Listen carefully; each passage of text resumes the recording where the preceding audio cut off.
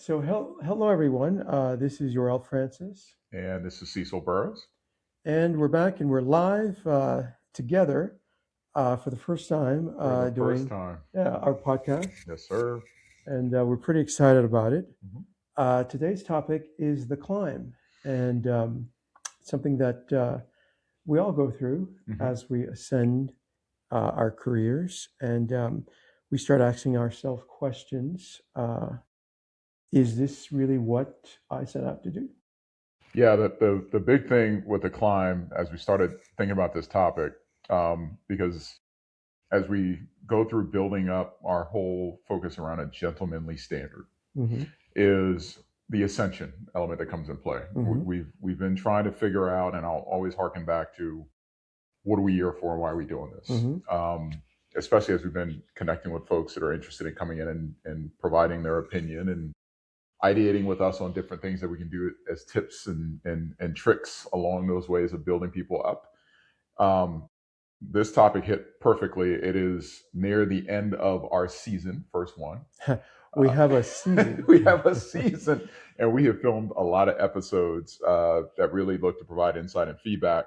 But the whole thing about the whole ascension is people don't talk about what comes along with the climb, Mm. right? And as you think about the rungs that you have to literally pull yourself up on, what you lose along the way, Mm. um, some elements of trust and people being honest with you as they go through that process as you ascend, and then in addition to that, um, whether you've hit a certain peak that you strive for, and when you hit said peak and have plateaued, what do you do to move on to the next level and recognize that it's time to move on to the next level?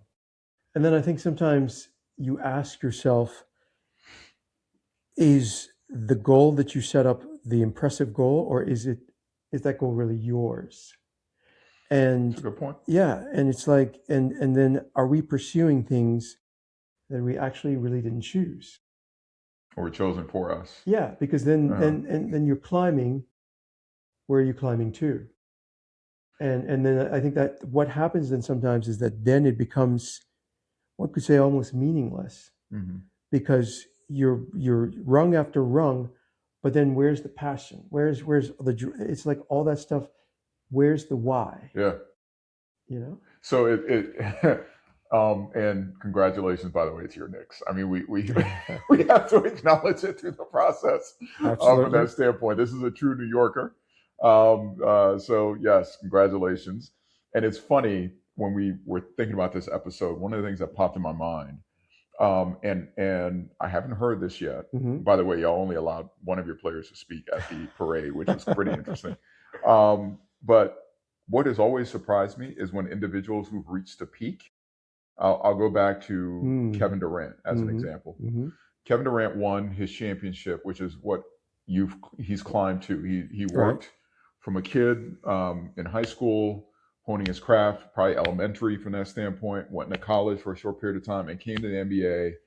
And the whole goal that you're told is to ascend to the level where you're a champion. Hmm.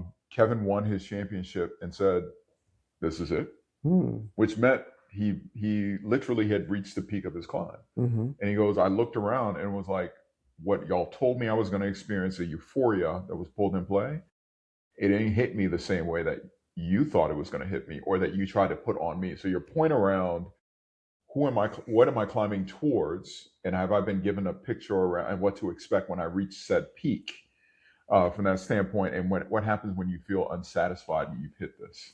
And I think that's where having a standard comes in, because it's where you're climbing, but then understanding that the climb isn't all that there is. Sure. And if just grasping that brass ring, Hmm.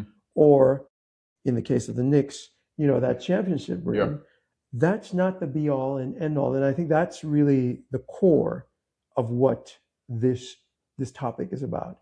Because I Yeah. think in our minds and in our lives and in our career or careers, there's always this drive of more, more, Hmm. more, climb, climb, climb. But then, as you just illustrated, you ascend to this highest peak, and then what? Yeah. What else is there? What what Yeah. what is giving me purpose in life? What more is there? Is this it? And generally the answer is no. You know. hmm the you the thing that triggered me when you were just going to that point around setting standards, it's of course you want to ascend. You're setting standards because you want to be a better version of yourself than you were the day before, Mm-hmm. right? And that's what we talk about. Just consistently put one foot in front of itself and keep going and keep going and keep going. What ends up happening is you fall in love with the discipline. You fall in love with the steps that you take to establish a set standard Mm-hmm. that is unapproachable relative to who you are. You start completing yourself throughout that process. So the Mm-hmm. climb is really building upon yourself from that standpoint. And what Mm-hmm. ends up happening is you don't have peaks anymore. Mm-hmm. Quite frankly, you just have new learnings and experiences through that process. It is the joy and journey around I am climbing to a point of where I'm going to be my best self. Mm-hmm. And I'm going to hit that nirvana state when I go through this process.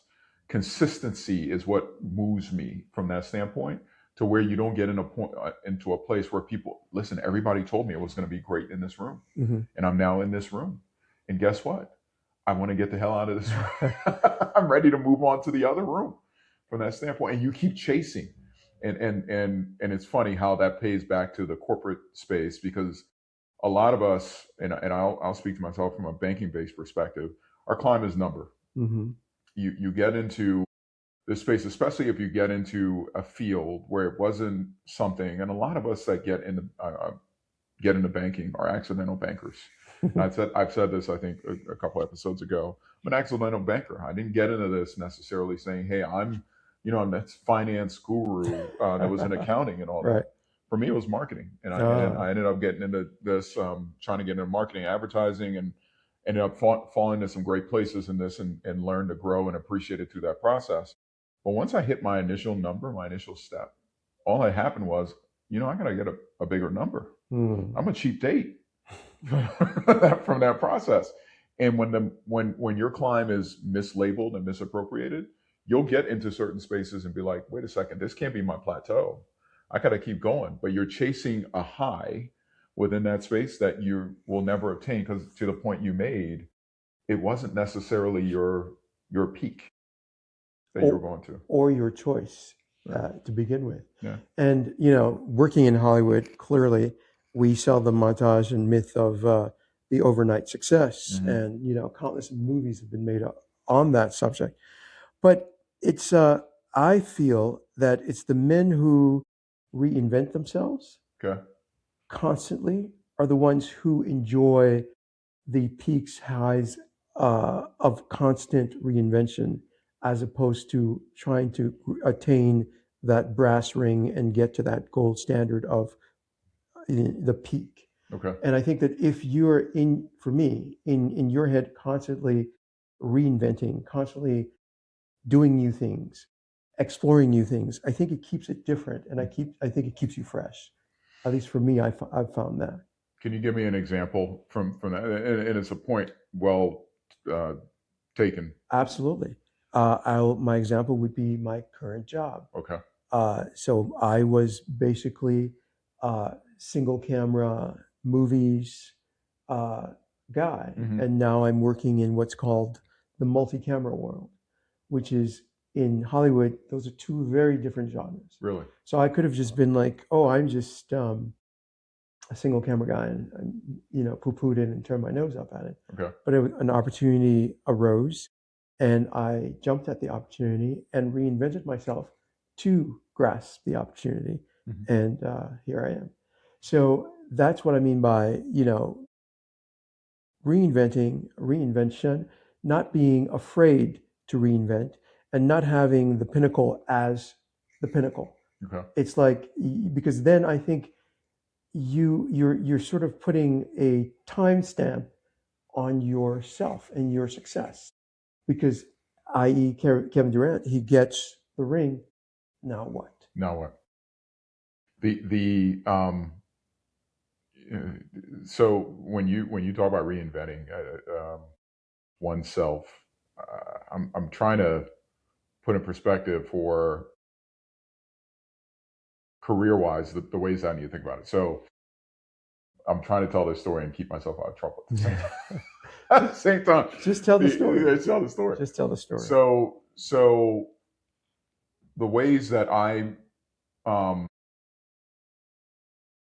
when you get into a career that wasn't necessarily the thing you dreamed of getting into, um, you, where I had to reinvent myself was really changing what I was doing from a job to a career. So I need to kind of relabel and restate. When you get into a job that you didn't necessarily, hey, this isn't the thing that I went into college and I need to hone my skills on. It was something I fell into from that standpoint because of all the different things I was doing. And it was encapsulated on, there's a chunk of something that I want to do that sits in this whole banking world. Let me go see what I can do with that because it's not going to be at an advertising agency that I wanted to get into, right? Okay. I got into that space and it was like, I'll make it work. I'm a people person. I ended up getting into sales. Marketing and sales go hand in hand. And the whole time I'm doing that, it's, I'm not waking up every day like, oh my God, this is the best thing ever from that standpoint. I just knew I had to strive to be successful. And that's when you go down path in that standpoint and you're climbing to try to be successful, it's about the monetary element, especially if you're in sales. Like, what can I do to hit this next number, hit this next piece? Exactly, right? I mean, that's your dopamine hit from that standpoint, from this. And I had some great advice early on is, listen, if you're making moves, one of the things that has to be a part of your process is what's your number. And so I had a pretty modest number that I was trying to ascend to, and this person gave me feedback. Well, that's where I got the cheap date comment. They were like, "You're a cheap date." So I said, "Okay, I want to really get to this number." And what was interesting was how quickly I was able to get to said number. Once I got there, I was like, one, I'm still not happy, right, relative to my fulfillment around what I wanted to do. What I thought I could do and the things that really energized me. And it wasn't necessarily unhappy because a lot of things make you happy in a career. It's the people in a job. It's the people that you deal with. It's the task that's at hand. It's proving yourself out. I wasn't energized on a day-to-day basis to say, this is what wakes me up. Like, I really want to go in because I need to find the next thing. I used to had to figure that out. The reinvention component came in play when you talk about it, is when I finally said, okay, I need to figure out how to make this my career. And to make my career, here's some things I want to do that I hadn't really researched and thought about. And I finally went in and started engaging with some good mentors and others and said, look, I always wanted to do X, Y, and Z. What can I do to show up in a way to where these individuals in that segment would consider me for opportunity? And I started getting really good feedback because there's the thing I love about banking, and I come to love about banking, is there's so many things you can do. But if you're unaware, your whole thought process of any banker, it's one thing, right? It's one damn thing. Is you talking about the one camera. Right. If that's all you knew, right, and you talk to individuals who are just starting out, they're like, I want to be the best one camera representative ever. And you're like, there's facets to this. There's all kind of different things you can do. And what I ended up doing, the reinvention came in, is it took me to hit my first rung, or what I thought was my first plateau, or my first target, or peak. Peak is the word I'm looking for me to realize there's so many more things to this. And I had my Kevin Durant moment. I said, I'm really not happy that I'm here. I'm satisfied that I was able to read that, pat on my little back, but I've got other things to do to feel energized and to make it into a career. So I had to reinvent myself when I hit that. So it's perfect that you stated that. But what people don't tell you that hit Kevin Durant, and I'd love for you to opine on this, is the loneliness you feel when you hit that peak. And you're like, shit, I got here. It ain't what I thought it was. This room is not where I thought I wanted to be. I want to get into something else from that standpoint. And there's a lot of people in banking that will articulate the climb is very lonely. Well, the higher you climb, the fewer people you can be honest with and trust. There's what's called the arrival fallacy, which is basically hitting a goal, delivering only a short-lived high before the brain resets to the baseline. And so that's basically the crux of what we're talking about. But I think that as we were talking about the climb, I think that we would be remiss to not talk about how we began that climb before we got to the arrival, so that people can understand that we have climbed, and Sure. so that they understand it. For me, I started climbing a long, long time ago. Pretty ambitious, pretty aggressive with my ambition, Mm. and I was very fortunate to get into what was called, I think it's still called, the Directors Guild Training Program. So the Directors Guild of America and the Producers Guild of America have this program where you apply, and if you get in, you kind of are groomed through the entire industry and shepherded in as a trainee. Okay. And so they sort of green light your entry Yeah. into the space. Um, but then once you've been green lit, then it's on you to follow through Okay. and network and connect and do all those things, which I did and I have done and continue to do. Was this in California? Or was this in New York? I started in New York. Okay. I applied in New York and got in, and then moved to California Got it. from Okay. New York. Okay. Yeah. And so for me, that was the beginning of the climb. And then once you're in, then you start getting these high-powered jobs, working with Oscar winners and Emmy winners and Golden Globe winners, and so that's your ascent.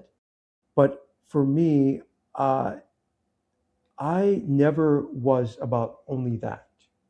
I always had sort of a structured life where that was my 9 to 5, and then after 9 to 5, I was, the guy who was the immigrant who moved to this country, and looking forward to doing other things as opposed to just Hollywood being my lens. Got it. And I think that for me, being diversified in that manner, and it not just being all that there was, has allowed me to be able to shift and continue to grow in different ways. Okay. I don't just, although some people would disagree, I don't just pattern myself as a Hollywood person. I pattern myself as an internationalist, as someone who likes to travel. I have different hobbies and just other things that interest me other than my vocation. Okay. So that was my climb. Entry into the climb. Yeah. As a starting point. Exactly. From that standpoint. Just so that, people understand it is about the climb. I just wanted to give that side of it, since we started with the arrival and grasping Sure. the brass ring. Yeah. So one of the questions I have for you is what because this is the one challenge for a lot of individuals just getting started out, even when you're in college. I've had the benefit recently of trying to pour into some college students who are just trying to figure out, life at this point. And a lot of them are in majors that they're still trying to figure out. Understood. What hit you to have you chase the dream that allowed you to start your process towards your climb? Because not a lot of us do that, right? We ending up in a place where it is the path of least resistance, then it is a passion point that we wanted to build our lives and careers and families and everything that comes along with it on. You took that step that a lot of people don't. I'll start with a college story. Okay. Well, actually, let me backtrack. Funny story. One of my grandfathers and my father owned movie theaters in Liberia. I had no idea. I knew When did you find this out? I didn't know my grandfather owned a movie theater. I knew my father owned a theater because I went to the theater. Okay. But I didn't know my grandfather did it as well. Okay. So my mom, when I started my career, told me. Oh, okay. So that was a funny, interesting You were sidebar. destined. It was divine intervention. I mean, it was like a little sidebar. I was like, that's interesting. Sure. But I got into my interest in film, and where I am started on a dare. So I was in college, and I had a Nigerian friend. And Nigerians just think that they're it. And so he dared me that Uh, I couldn't get a grade like his or better in screenwriting and cinematography. I said, "Oh, you come to the right you got guy." the right guy. I was like, Yes. "Game Uh-huh. on." Okay. Okay. Okay. So I took the class, Uh-huh. straight A's, but fell in love. I just was smitten. It was it was like a window opened into my Gotcha. world, Gotcha. and I was like, "This is what I want to Off do." a dare. Off a off a dare, Okay. because I was a computer science major. Oh, jeez. I know I was going to be one of Data those guys. science. Yeah. Okay. Um, Uh-huh. and so the dare, I ended up acing the dare. I Okay. got a better grade than he did. He Okay. had a B plus, and went on to have a still having a career in doing that. Okay. So Dude, it was a whim. It was a dare. that's one hell of a process It was to somebody's start challenge, your climb. but it's great because it's like I was challenged, Yeah. and so it's for me. It was about me aspiring and standing up to that dare. Yeah. Number one, and number two, during the dare, being open enough to receive whatever was in that class, Gotcha. and then three, recognizing that this is something that actually I'm passionate about Mm-hmm. and drives me. Mm-hmm. And the teachers were like, "Wow, you got this!" And so I just was like, I just ran with it. Is that classmate, is he still in the movie production? He moved back home to Okay. Nigeria. He's in Port Harcourt right now, Okay. and I think that he still dabbles, but I don't know if he's Full full force. blown. Okay. I know that I last spoke to him years ago, and he was trying to do a film festival in Port Harcourt. Got it. But we're in touch every now and then. Okay. Yeah. The one thing you said, that's sparked a thought, because I'd love to get your perspective on this, Mhm. is people not being able to be honest with you, because you've hit a certain status within this space where folks are reacting to you, who climb to achieve a certain level of success, and people aren't always their authentic selves in those type of experiences. I get a lot of that when people come approach me as a mentee, a mentor, and they're trying to put their best foot forward, and sometimes they're not giving you who they are and things along those lines. I've what I've done is I've just narrowed my circle, Okay. and I am open. I still am open, Okay. but I've narrowed my circle, so I don't really put myself in those situations. Got it. Okay. And when I do, I'm guarded, but still open. I have conversations. I will talk to people, Okay. but I talk to people first with a guarded lens, Yeah. and then when I kind of filter through what I think their thought process is, then I can open a little bit more.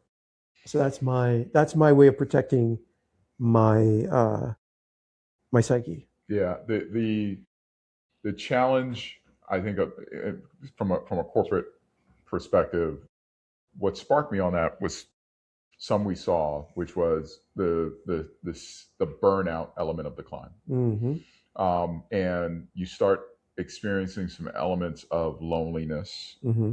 through that process, and it's even worse, um, when you're not necessarily the owner, operator, or the CEO or whatever in the corporate environment, Mm-hmm. even though they've expressed some loneliness through the process. Because can I truly trust? Is this person happy to see me, or is it because I'm CEO that they're Mm-hmm. happy to see me? Right. You also get that from a middle management based perspective. There's way more middle managers, and executives than there are going to be your owner operator, or what we call the C-suite, your chief Right. executives for particular roles. And I know the stat I saw, which was 61% of CEOs say that this hinders their performance. Mm-hmm. It's kind of the guarded element of, I feel lonely. I feel like I'm by myself in this particular space. Mm-hmm. Where 50% of them say they feel lonely through that process. 61% says it hinders their performance. But it's even worse when you're a middle manager, because you're getting you're getting pushed down from your CEO level, Mm-hmm. and you're getting this feel from those that report in your organization Mm-hmm. from that standpoint. And the whole thought, what I'm trying to wrap my head around and trying to help and assist in is how do we get individuals that are in a space where we talk about the weight that comes along with that in the Mm-hmm. past. When you're experiencing these type of pressures to succeed, and you're on that inevitable climb that's my ascension through this process, what can protect you in that space to where you don't necessarily have to be so guarded? Is it the discipline and the due diligence around setting standards that I feel very secure about who I am? So a lot of these things that are external factors on making me weight myself, or excuse me, that making me have this level of loneliness and disconnectivity to the places in the rooms that I'm in, or I hit a certain peak or ascension, and I'm like, is this all this is? I need to find the next thing. I know. You're sold the view, but nobody mentions the altitude. So it's That's good. I think that the key is climbing with a purpose. Okay. And so if you, as we've talked about ad nauseum on the podcast, if you have, as you mentioned in the last pod, that circle that you can rely on and bounce ideas off of, that's the safe space Okay. that you can walk back to, talk back to, Okay. assists you as you're navigating through that loneliness and through those mazes. I think that that's what you have to rely on. You have to A, climb with purpose, and B, have a fallback knowing that you've got a circle that you trust, Mm-hmm. that you can rely on to give you, the 411 straight up, no chaser. It's you said something that was really powerful, which is and the altitude piece is Mhm. is a banger, but it's what are you climbing towards, and are you climbing towards a goal that truly is yours? Exactly.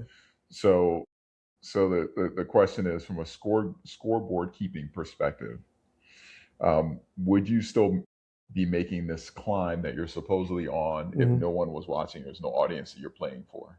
And I think that's a key question you ask yourself. Okay.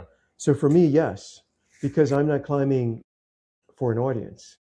It's That's the something difference. that, yeah, it's something that's, we're not, it's not a performative climb, Sure. which sometimes it can be, which is why we started this with, why are you climbing? Yeah. Like, know your purpose. Hmm. Like it's not performative.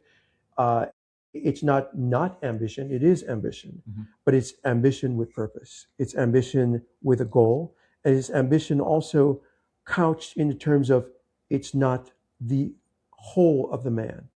It's not my all. It's not my everything. Okay. It's part of my parcel. So if we're looking to give feedback to individuals that are kind of trying to think about, am I even on the right damn climb? Have I even asked the right questions? And I think that's one question is, whose scoreboard are you Are you keeping? If we're keeping? going to keep it with the Yeah. sports, Just to start, whose scoreboard are you truly keeping? Are you winning this championship that everybody's told you, or this room that you need to enter into? Is it truly a room that you want to be in?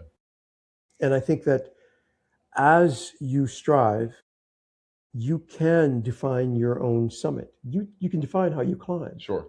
You can also let other people define it for you, and that's the mistake sometimes we make. Hmm. Because if you're climbing and then you're then pigeonholed and allow yourself to be pigeonholed, and then you're in this box, and you're like, that's all you are, is this box. Yeah. That's on you. So what's interesting in the feedback component of this, we'll call it the Kevin Durant conundrum. Back to the sports Back analogy. to the sports Yeah. analogy, right? I got to keep it real, because I Yeah. haven't heard any Knicks say they have won a championship and is this it type of deal. No, New Yorkers are a little New York built are a a little little different. But I holistically respect Kevin for being that honest and Honest. open from that standpoint. But it would be interesting. I would pose this back to any executives that are listening, or any young folks that are just starting their career. this question, which is what rung were you on when you realized you actually didn't want to get to the top Mm-hmm. of where you were? Can you imagine if Kevin along that line said, this isn't necessarily what I'm trying to build in this way? Because it's I would gather, if I was able, I had the wherewithal and the benefit to be in his shoes, to put things in my perspective. Of course you want to reach the pinnacle of your career. Of Mm-hmm. course you want to win a championship from that standpoint. But is it the way that he looked to get to it that caused him to feel that way in that particular room? And I'm not talking about Yeah. the pithy, not the pithy, but the whole everybody imparting their own. You join the team to Right. make that happen. I'm more thinking about it. What were the steps along the way as you built that up? Were there things that you wanted to do different so that when you finally hit that peak, that you appreciated more? What could have happened to make that happen? And it's refreshing to hear an executive like himself, because he's his brand, he's his Mm-hmm. He boardroom, is. that says, I reached there, folks, and it wasn't all that it was cracked up to be. And he isn't the only one. We've had some folks in football that have said the same thing. They won the Super Bowl. AJ Brown from the Eagles, I'm an Eagles fan, that said he got there and he was like, this is it. Now I want to go back and dominate somebody. He was more interested in dominating his opponent. For him, it was the competitiveness that was really driving him. Which I can understand and relate with. But Yeah. for us, it's all about dude, you won a championship, be happy. He's like, no, you don't get it. My climb isn't about what everybody else is saying that I should get to. My climb is about the domination, is the competition. It is me proving that I'm the best person in this room. And that is what drives me. And that's his purpose. And that's his purpose. And I think that the one caveat is not to quit climbing, Mm-hmm. but just to understand which mountain is yours. And, pick your peak. Yeah. and Pick your peak. Pick your peak. And also, we go back to the sports analogy, each one of those guys, including Kevin Durant, have reinvented themselves. Sure. And now are doing something else where they're utilizing climbing, Mm-hmm. but in a different direction and with a different purpose. Wow, this is dope and deep. So the pick your peak concept is an eye opener. As I know, as I moved past just the number, what started happening for me was these are the things that bring me joy when I show up. Mm-hmm. So applying what you're saying, that was my moment of realization that said, I'm not going to be energized and effective just letting money drive me. Mm-hmm. In my career.